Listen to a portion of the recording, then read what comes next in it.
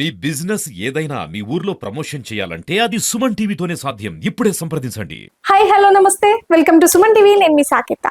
శ్రీకృష్ణ జన్మాష్టమి ముందుగా అందరికీ శుభాకాంక్షలు తెలియజేసుకుంటూ ఈ రోజు శ్రీకృష్ణ జన్మాష్టమి ప్రాధాన్యత వివరించడానికి మనతో ఉన్నారు బ్రహ్మశ్రీ పాలెపు చంద్రశేఖర్ శర్మ గారు, ఆధ్యాత్మిక ప్రవచకులు. వారిని అడిగి వారి మాటల్లో అన్ని వివరాలు తెలుసుకుందాము. రండి. నమస్కారం గురుగారు. నమస్కారం అమ్మా. గురుగారు, చాలా మందికి ఇష్టమైనటువంటి వెన్ను దొంగ కృష్ణయ్య. అవును, మన ఒక సనాతన సాంప్రదాయానికి ఆయన ఒక దిక్సూచి. అవును. అలాంటి ఒక వ్యక్తి గురించి శ్రీకృష్ణ జన్మాష్టమికి సంబంధించినటువంటి ప్రాముఖ్యత, దీని వెనుక ఉన్నటువంటి కథ మీ మాటల్లో. వసుదేవసుతం దేవం కంసచాణూరమర్ధనం దేవకీ పరమానందం కృష్ణం వందే జగద్గురుం. సుమన్ టీవీ ప్రేక్షకులకు శ్రీకృష్ణ జన్మాష్టమి శుభాకాంక్షలతో క్రోధినామ సంవత్సరములో ఈ శ్రీకృష్ణ జన్మాష్టమి 27వ తేదీ మంగళవారం వస్తూ ఉంది. అయితే ఈసారి విశిష్టత ఏమిటంటే వైష్ణవ సంప్రదాయంలో, శైవ సంప్రదాయంలో అందరికి ఒకటే రోజు వస్తున్నది. శ్రీకృష్ణాష్టమి ఒక్కొక్కళ్ళకు ఒక్కొక్క రోజుగా ఉంటుంది కాబట్టి. కానీ ఈసారి మాత్రం మనకు ఒకటి అష్టమి తిథి, తర్వాత రోహిణి నక్షత్రం రెండు ఒకటే రోజు వస్తున్నాయి కాబట్టి 27వ తేదీ మంగళవారం ఉదయం 7:02 దాకా అష్టమి తిథి, అంటే మార్నింగ్ మనకు అష్టమి తిథి ఉన్నప్పుడు అదే తిథి ఉంటుంది కాబట్టి రోహిణి నక్షత్రం రాత్రి దాకా ఉంది. కాబట్టి మనము ఉట్టుగొట్టే పండుగ, తర్వాత ఆ రోజు చేసుకోవాల్సినటువంటి పండుగ అంతా కూడా మనకు ఒకే రోజు ఈసారి రావడం చాలా విశేషం. అయితే ముఖ్యంగా మనకు శ్రీకృష్ణుడు అంటేనే ఎన్నో రకాల ఆయన పేరు మనకు తెలుసు. ఎందుకంటే కృష్ణస్తు స్వయం భగవాన్, కృష్ణుడే స్వయంగా దేవుడు. తర్వాత కృష్ణ అనే శబ్దంలో కర్షతీతి ఇతి కృష్ణ అనే ఒక అర్థం ఉంది. అంటే అందరి కష్టాలను, అందరి బాధలను లాక్కుని సుఖాన్ని ఇచ్చేవాడు కృష్ణ పరమాత్మ. అయితే రాముడి జన్మం వేరు, కృష్ణుని యొక్క అవతారం వేరు. రాముడు చేసింది మనం చేయవచ్చు, కానీ కృష్ణుడు చేసింది మనం చేయలేదు. అందుకే పూర్వీకులు ఏం చెప్తారంటే రాముడు చేసింది మనం చేయవచ్చు, కృష్ణుడు చెప్పింది వినాలి. ఎందుకంటే అతడు గీతాచార్యుడుగా భగవద్గీతను కూడా అర్జునుడికి చెప్పాడు కాబట్టి. మరి ఇప్పుడు అది మనకు అన్ని సమస్యలకు పరిష్కారం చెప్పే ఏకైక గ్రంథం భగవద్గీత. అయితే మరి యొక్క శ్రీకృష్ణ జన్మ అనేది చాలా విశేషం. అష్టమ గర్భంగా అవతరించినటువంటి ఆపాల గోపాలుడు ఆరాధ్య దైవం అయినాడు మనందరికి కూడా. అష్టమి నాడు శ్రావణ బహుళ అష్టమి అర్ధరాత్రి స్వామి ఆవిర్భవించాడు. ఆయన మరి శ్రీకృష్ణ భగవానుడిగా, సర్వలోక రక్షకుడుగా, సంరక్షకుడుగా ఆయన స్వయాన ఆయన్నే చెప్పడం జరిగింది. అయితే ఇంకొక గమ్మత్తు ఏమిటంటే కృష్ణ పరమాత్మ యొక్క అందాన్ని చూసి గోపికలు ప్రేమించారు. కానీ అసలు అందంలో ఉన్నటువంటి రహస్యం ఏమిటంటే శ్రీకృష్ణ పరమాత్మ లలితాదేవి యొక్క ప్రతిరూపం. ఈ విషయం ఎవరికి తెలియదు.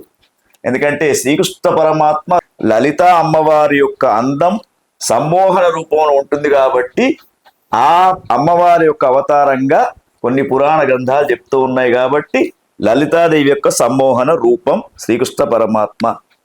అందుకే అన్నమయ్య కూడా తన యొక్క అన్నమాచాల కీర్తనలో ఏం చెప్తాడంటే, సతులార చూడరే శ్రావణ బహుళ అష్టమి కథలాయ నడురేయి కలిగే శ్రీకృష్ణుడు పుట్టేయప్పుడే చతుర్భుజాలు శంఖచక్రాలు ఎట్టు ధరించించలే ఈ కృష్ణుడు అట్టి కిరీటము ఆభరణాలు ధరించి ఎట్ట ఎదుట ఉన్నాడు ఈ కృష్ణుడు అని చెప్పేసి చక్కగా అన్నమయ్య వర్ణించాడు. అంటే అష్టమి రోజున మరి దీనికంటే ముందు మనం కొంత కథ తీసుకుంటే, ఈ ఎవరైతే దేవకి వసుదేవులకు వివాహం కాగానే ఈ కంసుడు అనే అతడు ఆ వివాహంకు జరిగిన తర్వాత రథం పైన వీళ్ళు వస్తూ ఉంటారు.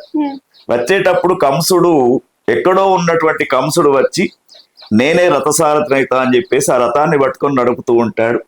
నడిపేటప్పుడు మార్గ మధ్యంలోకి వచ్చేసరికి ఆకాశవాణి నుంచి ఒక వార్త వస్తుంది. ఓరి కంసుడా, నీ యొక్క చెల్లైనటువంటి ఎవరైతే దేవకి ఉన్నదో ఆమె అష్టమ గర్భాన నిన్ను సంహరించబోయే భగవంతుడు ఉద్భవిస్తున్నాడు అని చెప్పగానే అంతవరకు మంచి మాటలు మాట్లాడినటువంటి కంసుడు చక్కగా దేవకి వసుదేవులను తీసుకుని వెళ్ళి కారాగారంలో బంధించి మధురా నగరంలోనే ఉంటూ కారాగారంలో బంధించిన తర్వాత అనేక రకాలైనటువంటి కష్టాలు పెడుతూ ఒక్కొక్క శిశువు పుట్టగానే సంహరించడానికి తీసుకెళ్తాడు. కానీ ఆ శిశువును చూసిన తర్వాత బాధ కలిగి వదిలిపెడతాడు. ఒకానొక సమయంలో నారద మహర్షి వచ్చి చెప్తాడు, ఓరి పిచ్చివాడా, ఇటు నుంచి అటు ఎనిమిదా, అటు నుంచి ఇటు ఎనిమిదా అని ఒక డౌట్ క్రియేషన్ చేస్తాడు. చేయగానే పాపం ఆ పిల్లలందరినీ కూడా సంహరిస్తాడు.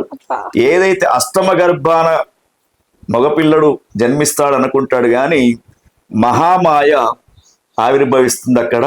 యాదేవి సర్వభూతే శక్తి స్వరూపిణి. అయితే అక్కడ మాత్రము మరి ఈమెకు జన్మించినటువంటి దేవకి వసుదేవులకు జన్మించినటువంటి కృష్ణ పరమాత్మను వసుదేవుడు బుట్టలో పెట్టుకుని యమునా నుంచి దాటించేసి ఆ యొక్క యశోదానందులకు అప్పచెప్తాడు. యశోదానందుల దగ్గర ఆయన పెరుగుతూ ఉంటాడు. ఆయన పుట్టినటువంటి రోజు శ్రావణ బహుళ అష్టమి రోహిణి నక్షత్రంతో కూడుకున్నటువంటిది. అయితే గమ్మత్ ఏమిటంటే అర్ధరాత్రి 12 గంటలకు పుట్టాడు. చెరసాల్లో జన్మించాడు. అందుకే చాలా మంది కృష్ణ జన్మస్థానం అంటే చెరసాల అని అర్థం, కానీ అంత అదృష్టం మనకు ఉండదు. కాబట్టి ఇక్కడ ఏమంటున్నాడు, కృష్ణ పరమాత్మ తీసుకువెళ్ళి అక్కడ అప్పజెప్పినటువంటి రోజు యమునా నది కూడా దారిచ్చింది పరమాత్మ కాబట్టి. ఆ శేష భగవానుడు చక్కగా గొడుగులాగా పట్టుకున్నాడు. అటువంటి ఆ స్వామి ఆ రోజులు జన్మించాడు. జన్మించేటప్పుడు కూడా వాతావరణ పరిస్థితి ఎట్లా ఉంది అంటే కవులు వర్ణించారు ఆ వాతావరణం. శ్రావణ మాసం, నల్లటి మేఘాలు, కృష్ణుని యొక్క రంగు ఆకాశం అంతా కూడా, తర్వాత నీలం రంగు, తర్వాత గర్జిస్తున్నటువంటి మేఘాల యొక్క గర్జన, తర్వాత ఇంకొకటి అప్పుడు అన్ని ఋతువులు తిథులు అన్నీ కూడా బ్రహ్మ దగ్గరికి వచ్చాడు. వచ్చేసి అడుగుతూ ఉన్నాయి, ఈ తిథి నా తిథి రోజున పరమాత్మ జన్మించాలని. సప్తమి వచ్చింది, తర్వాత చతుర్దశి వచ్చింది, అంటే ఒక్కొక్క దాంట్లో ఒక్కొక్క పరమాత్మ జన్మించున్నాడు. అష్టమి రోజున దుర్గామాత జన్మించింది, దుర్గాష్టమి. అదేవిధంగా కృష్ణ పరమాత్మ కూడా అష్టమి రోజునే జన్మిస్తాడు. కాబట్టి అష్టమి తిథికి ఇంపార్టెన్స్ ఇచ్చారు. ఎందుకంటే అష్టమి నవమి మనం ఏం చేయొద్దంటాం అని జ్యోతిష్ శాస్త్ర ప్రకారంగా నవమి రోజున రామచంద్రుడు, అష్టమి రోజున కృష్ణ పరమాత్మ ఇద్దరు జన్మించారు. కాబట్టి ఆ అష్టమి రోజున తర్వాత నక్షత్రాలన్నీ పరిగెత్తుకుంటూ వచ్చి నేను వెళ్తా అంటే చెప్పాడు. రోహిణి నక్షత్రం, అతడు గీతాచార్యుడు కాబోతున్నాడు, మంచి విద్యావేత్త, ధర్మశాస్త్ర పరిపాలకుడు. కాబట్టి రోహిణి నక్షత్రం అని రోహిణికి ఇచ్చారు. మాసాలన్నీ ఉరికి వచ్చాయి, శ్రావణాసం ముందుకు వచ్చింది. కాబట్టి ఇవన్నీ కలిస్తేనే కృష్ణ పరమాత్మ యొక్క జన్మ అనేది జరిగింది. ఈ శ్రీకృష్ణ జన్మాష్టమి రోజు ఏమైనా చేసుకునే పూజలు ఏమైనా ఉంటాయా, ఏమైనా నియమాలు ఉన్నాయా, లేకపోతే చాలా కృష్ణునికి చాలా తక్కువ మంది ఇటువైపున మన తెలంగాణ వైపున చాలా తక్కువ పూజలు కాబట్టి ఇటువైపున కొత్తగా ఏమైనా చేసుకుంటాం అనుకునే వాళ్ళు కూడా ఇప్పుడు ఉత్తర భారతదేశము, దక్షిణ భారతదేశం. ఉత్తర భారతదేశంలో భక్తి భావన ఎక్కువ. మధుర, బృందావన్ ఎక్కడైతే కృష్ణ పరమాత్మ జన్మించి ఉన్నాడో అక్కడ చాలా విశేషంగా ఈ శ్రీకృష్ణ జన్మాష్టమి వేడుకలు బాగా వైభవంగా చేస్తూ ఉంటారు. అక్కడ ఏమిటంటే పాపాలను ప్రక్షాళన చేసుకోవడానికి, ధర్మ అర్థ కామమోక్షాలు పొందడానికి, మరి మోక్ష సాధన కోసం కృష్ణ పరమాత్మ యొక్క జన్మాష్టమి వేడుకలు చేసుకుంటూ ఆ రోజున ముఖ్యంగా మన ప్రాంతం కూడా కృష్ణ జన్మాష్టమి వేడుకలు చేసుకోవాలి.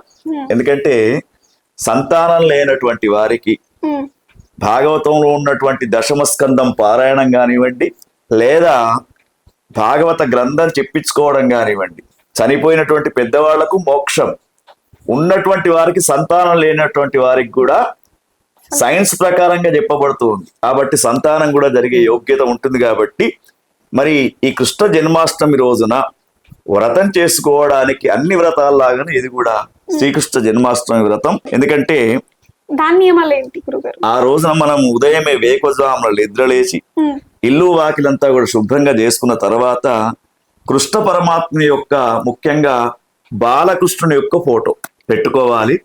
లేదా విగ్రహాలు కూడా దొరుకుతూ ఉంటాయి. చక్కగా వస్త్రాన్ని పరిచి బియ్యాన్ని పోసి తమలపాకులు పూజా సామగ్రి అంతా తీసుకొని కృష్ణ పరమాత్మ యొక్క విగ్రహానికి పంచామృతాలతో అభిషేకం చేసి కృష్ణుని యొక్క అష్టోత్తర నామంతో, తర్వాత కృష్ణునికి ఇష్టమైనటువంటి పదార్థం వెన్న, ఆ వెన్న నైవేద్యం నివేదన చేసి చక్కగా అన్ని మనకు ఏదైతే ఆచారం ఉందో దాని ప్రకారంగా చేసుకుంటూ కృష్ణ పరమాత్మ యొక్క పూజ ఎవరైతే చేస్తారో వారికి భక్తి భావన, ఆధ్యాత్మిక భావన, తర్వాత సమస్య వచ్చినప్పుడు ఎట్లా ఎదుర్కోవాలి అనేది కూడా కృష్ణ పరమాత్మ చెప్పడం జరిగింది. చాలా మందిలో ఉన్నటువంటి ఒక సందేహం అయితే, ఈ కృష్ణాష్టమి అనే విధానం చాలా మంది పాటిస్తున్నారు. ఓకే, కృష్ణుడు ఇంత దిక్సూచి. మన ఇళ్లలో విగ్రహాలు పెట్టుకునేటప్పుడు ఒక్క కృష్ణుడు ఉన్న విగ్రహం పెట్టుకోకూడదు, ఫ్లూట్ ఉన్న విగ్రహం పెట్టుకోకూడదు, బాలుని విగ్రహం పెట్టుకోవాలని కొందరు, తొట్లలో ఉన్న విగ్రహాన్ని పెట్టుకోవాలని కొందరు. ఈ రాధా కృష్ణుల ఫోటో ఉంటుంది, అది వరకు మనకి కొంచెం క్లారిటీగా ఉంది. కానీ పూజ వరకు వచ్చే విధానానికి వచ్చేసరికి విగ్రహము ఏది ఆరాధిస్తే బాగుంటుంది, ఎలా పెట్టుకుంటే బాగుంటుంది అనేది మీ మాటలో ముఖ్యంగా మనకు మంచి ప్రశ్న అమ్మా. ఎందుకంటే మనకు బాలకృష్ణుడు జన్మించినటువంటి రోజు, సరే మీరు రాధాకృష్ణుల ఫోటో పెట్టుకుంటారా అవన్నీ తర్వాత, జన్మం జరిగినప్పుడు మనం కూడా పుట్టినప్పుడు పిల్లల్లాగానే కాబట్టి కృష్ణుని యొక్క బాల్యలీలకు సంబంధించినటువంటి ఫోటో పెట్టుకోవాలి. విగ్రహం కూడా ఒక కృష్ణుడిని మాత్రమే తీసుకోవాలి, ఆ రోజు ఒకటే తీసుకొని దానికి అభిషేకం గానీ అవి కానీ చేయవచ్చు. అయితే చాలా మందికి ఏమిటంటే, ఇప్పుడు మనం విగ్రహాలు చూసినప్పుడు కూడా సీత లేని రాముడు ఉండవద్దని, తర్వాత మరి కృష్ణునికి ఎంతమంది భార్యలు? 6,000 మంది గోపికలు ఉన్నారు, తర్వాత అష్టభార్యలు ఉన్నారు. మరి 8 భార్యల యొక్క విగ్రహాలు పెట్టుకుంటామా మనం? పెట్టుకోం. కాబట్టి కృష్ణుంది ప్రేమతత్వం నింపేది రాధ, సత్యభామ భక్తి తత్వాన్ని నింపేది రుక్మిణి. కాబట్టి ఆ విగ్రహాలు పెట్టినా పెట్టకున్నా కృష్ణుడు స్వయంగా గీతాచార్యుడు కాబట్టి అతను ఒక్క విగ్రహం పెట్టుకొని కూడా పూజాది కార్యక్రమాలు చేసుకోవచ్చు. రామునికి సీత లేనటువంటి విగ్రహం పనికిరాదు, కానీ కృష్ణునికి మాత్రం, ఎందుకంటే మనం బాల్య లీలలు అవన్నీ కూడా చూస్తూ ఉంటాం కాబట్టి కృష్ణుడు అంతా కూడా బాల్య లీలలు బాగా చేశాడు. రాముంది ఎక్కడ మనకు బాల్య లీల కనిపించదు. కాబట్టి ఇది సమస్య మనకు అయోధ్య రాముని గురించి కూడా వచ్చినప్పుడు. కాబట్టి బాలకృష్ణుని యొక్క ఆరాధన చాలా శ్రేష్టం. ప్రతి ఒక్కరి దేవుడి పూజా మందిరంలో బాలకృష్ణుని యొక్క విగ్రహాలు పెట్టుకొని పూజించవచ్చు. తప్పకుండా బాలకృష్ణుని యొక్క విగ్రహం పెట్టుకోవచ్చు. ఇప్పుడు శివుడు కూడా ఏకాత్మకంగా ఉంటాడు, శివలింగం ఒకటే ఉంటుంది, అమ్మవారి అనుగ్రహం వేరే ఉంటుంది, కానీ పెట్టుకొని మాత్రం పూజ చేసుకోవచ్చు, దాంట్లో ఎటువంటి దోషం లేదు. అయితే కొంతమందికి ఏంటంటే కృష్ణుడు చాలా ఇష్టంగా ఉంటాడు, పెద్ద పెద్ద విగ్రహాలు ఇంట్లో పెట్టుకుంటారు. సో దాని నుంచి ఏమన్నా అంటే వాళ్ళు అలా పెట్టుకోవచ్చు. అంటే కొందరు ఏమో డెకరేటివ్ ఐటమ్స్ ఏమో వేరు, కానీ పూజా మందిరానికి వచ్చేసరికి ప్రతిదీ నియమ నిష్టలు ఉంటాయి కాబట్టి ఎంత ఎత్తులో ఉండే విగ్రహాన్ని ఒకటమ్మా, మనకు ధర్మశాస్త్ర ప్రకారంగా ఒకటే ప్రమాణం, ఇంటి యజమాని యొక్క అంగుష్ట ప్రమాణం దాటి ఏ విగ్రహం ఉండద్దు. బంగారు, వెండి, పంచలోహాలు ఈ విగ్రహాల అంగుష్టం మాత్రం. ఈ ఏదైతే ఆధునికంగా తయారు చేస్తున్నారో షో కోసం అటువంటి విగ్రహాలు పెట్టుకోవచ్చు, దానికి ఎటువంటి లేవు. కానీ పూజాది గృహంలో మాత్రం అంగుష్ట ప్రమాణంతో విగ్రహాలు పెట్టుకోవాలి. అట్లా చాలా అంటే శ్రీకృష్ణునికి సంబంధించినటువంటి గత వైభవం గురించి కానీ, గత రహస్యం గురించి కానీ, లేకుంటే ఆయన జన్మ కారణం ఏంటి అనే దాని గురించి కూడా చాలా చక్కగా వివరించారు గురువు గారు. ధన్యవాదాలు. నమస్కారం అమ్మ. ఓం తత్సత్. చూసారు కదా శ్రీకృష్ణ జన్మాష్టమికి సంబంధించినటువంటి స్పెషల్ వీడియో. కృష్ణునికి ఒక రాస క్రీడలే కాదు, ఆయన ఒక గీత ఉపదేశాలు చేసినటువంటి ఒక గొప్ప వ్యక్తి. ఎన్నో జీవితాలను మార్చడానికి ఉపయోగపరమైన గీత ఖచ్చితంగా కూడా ప్రతి ఒక్కరు పఠనం చేయాలని గురువు గారు మనకు చాలా చక్కగా వివరించారు. ఎన్నో ప్రశ్నలకు అందులో సమాధానం ఉందని సుమన్ టీవీ ప్రేక్షకులు కూడా ఈ వీడియోని చూసి చాలా విషయాలు తెలుసుకుంటారని భావిస్తూ, అలాగే మరొక సరికొత్త వీడియోలో మళ్ళీ కలుద్దాం. Thank you. Me Saketa, Suman TV.